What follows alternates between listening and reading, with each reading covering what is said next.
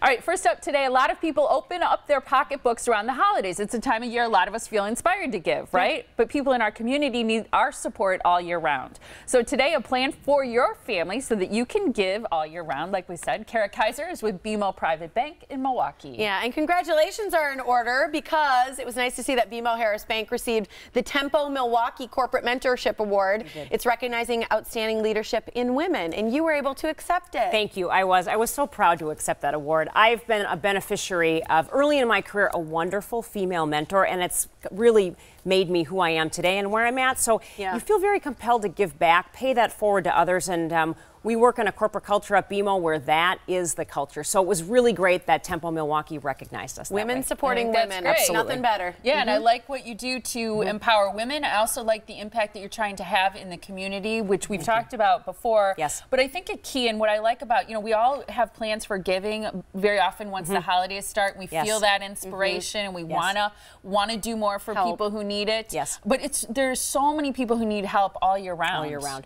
It's a really important point to recognize. I'm glad that you've brought it up because charities do need support all year round, right? Not just at year end or around the holidays. And I think particularly as we're moving into spring and summer is kind of a drought for a lot of charities, right? So I do find that families that really think about a charitable plan and create a plan for themselves, they are more likely to give year round. Yeah. So what are the first steps? What do we do to create a plan so that we can give all year round? We don't maybe exhaust it all at one point of the season. Yep, great question. So first start thinking about your values, what's most important to you. Some families have some causes that are very specific and very important to them. So that's going to really help guide your future decisions once you understand that. Then think, how do I want to give? Locally, nationally, internationally, and once you establish some guidelines, then you can really start to both volunteer and give in meaningful and purposeful ways to charities to support those goals. I like that you brought up internationally because sometimes even if you donate through a local organization, they can help connect you with international groups too, if that's part of your mission.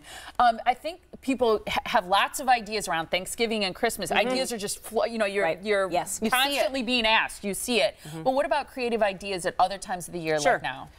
So we're in early March, right? So I don't know about all of you, there's some spring cleaning that goes on at my house. We're trying to kind of will spring along. So when you do your spring cleaning, that's a way that the family can get involved. And maybe you have a garage sale or maybe you sell your items online and you come into that unexpected cash.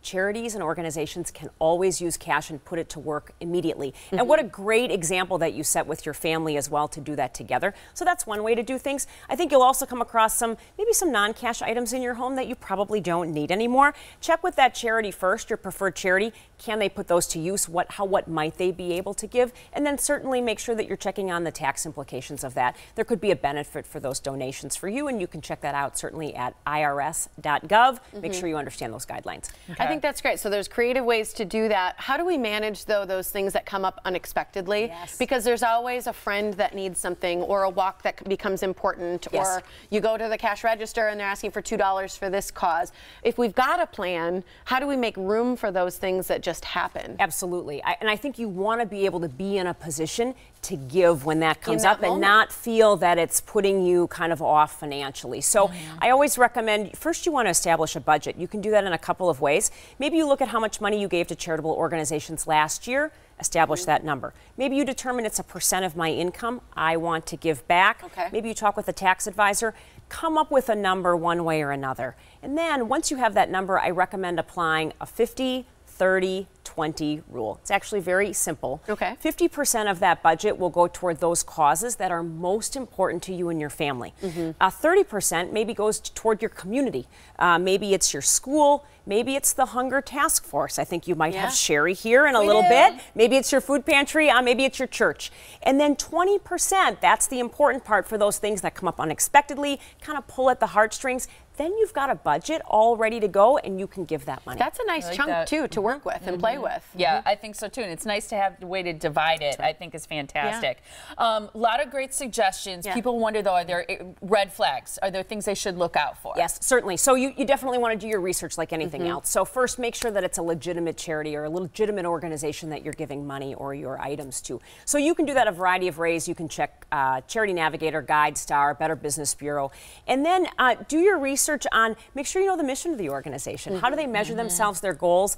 And probably avoid organizations if they're reluctant to give you information or if they pressure you in any way. So like anything else, we talk a lot about trusting your instincts. Make sure you feel it's very authentic. Lastly, if there are things that come up that don't fit in your budget, how do you manage saying no? It's tough to say no. Good question. A lot of times we're put in that position, maybe from a friend or a family member, and that can be tough. So again, I'm going to go back to that plan. When you have that plan in place, it becomes much easier to say, you know, I've looked at my plan for the year and I've already exhausted my budget here, so unfortunately I'm not able to give at this time.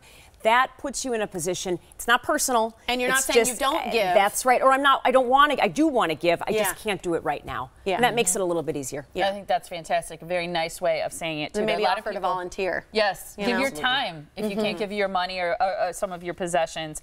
Great ways to get a hold of you, Kara. One is by email, which is fantastic. Thanks for sharing it with us. It's kkaiser.morningblend@bmo.com. You can also visit this website. It's bmowealthmanagement.com. And Kara's on Twitter at Kara L. Kaiser. Thanks, Kara. Thank you so much. I'm going to go find those Bloody Marys because they were here a minute ago. And I noticed that too. Where are they? A girl's thirsty. The crew's drinking Sunday. them. We should do that. Yeah. Thanks, Kara. Thank you. Appreciate your time. Thank you so much.